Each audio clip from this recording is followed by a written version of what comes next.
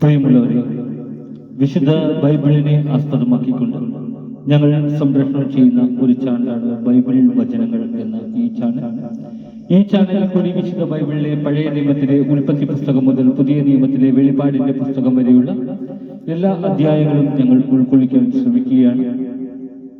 ഈ ബൈബിൾ വചന ഭാഗങ്ങൾ കേൾക്കുന്ന എല്ലാവരും എന്നോടൊപ്പം ലോകത്തിന് ശാന്തിയും സമാധാനവും സന്തോഷവും ഉണ്ടാകാൻ വേണ്ടി സർവശക്തനായ ദൈവത്തോട് പ്രാർത്ഥിക്കുക. അതോടൊപ്പം തന്നെ ഈ ചാനൽ കാണുന്ന എല്ലാവരും ഞങ്ങളുടെ ചാനൽ ഒന്ന് ലൈക്ക് ചെയ്യുക, ഒന്ന് സബ്സ്ക്രൈബ് ചെയ്യുക, താഴെ കാണുന്ന ബെൽ ഐക്കൺ കൂടി ക്ലിക്ക് ചെയ്യുക.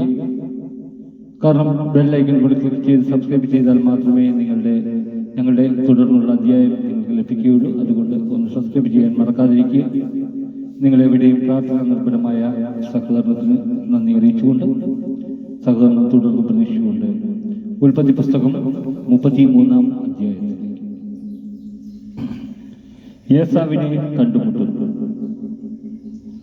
യാക്കോബ് തലയുയർത്തി നോക്കിയപ്പോൾ ഏസാവ് 400 പേരുടെ അകമ്പടിയോടെ വരുന്നത് കണ്ടു.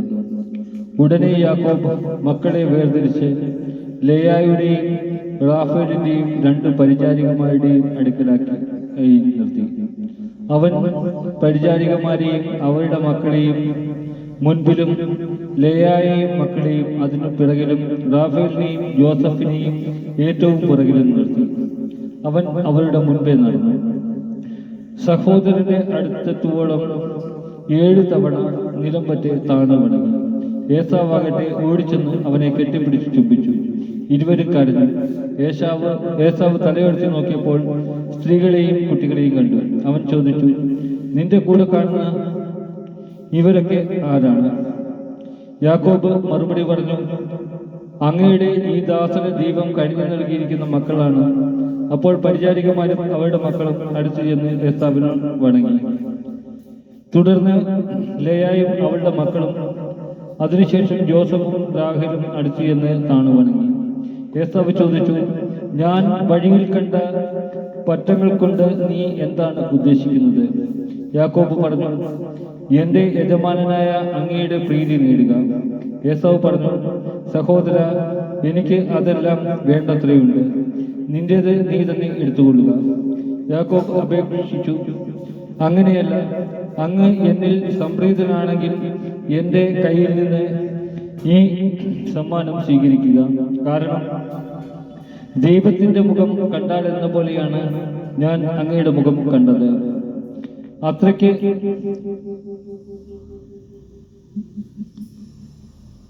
ദയയോടെയാണ് അങ്ങ് എന്നെ സ്വീകരിച്ചത്. അങ്ങയുടെ മുമ്പിൽ കൊണ്ടുവന്നിരിക്കുന്ന ഈ സമ്മാനങ്ങൾ ദയവായി സ്വീകരിക്കുക. എന്തെന്നാൽ ദൈവം എന്നോട് കാരുണ്യം കാണിച്ചിരിക്കുന്നു. എല്ലാം എനിക്ക് വേണ്ടത്ര ഉണ്ട്.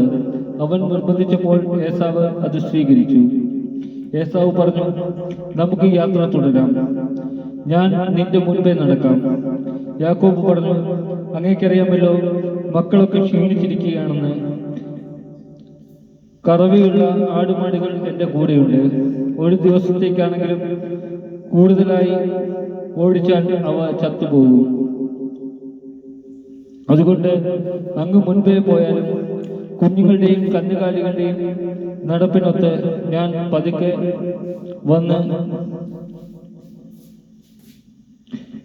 സേരി അങ്ങയുടെ അടുത്തെത്തിക്കൊള്ളാം. എന്റെ ആൾക്കാരിൽ കുറെ പേരെ ഞാൻ നിന്റെ കൂടെ നിർത്തട്ടെ. ഏസാവ് ചോദിച്ചു. യാക്കോബ് മറുപടി പറഞ്ഞു, എന്തിന്? എനിക്ക് അങ്ങയുടെ പ്രീതി മാത്രം മതി.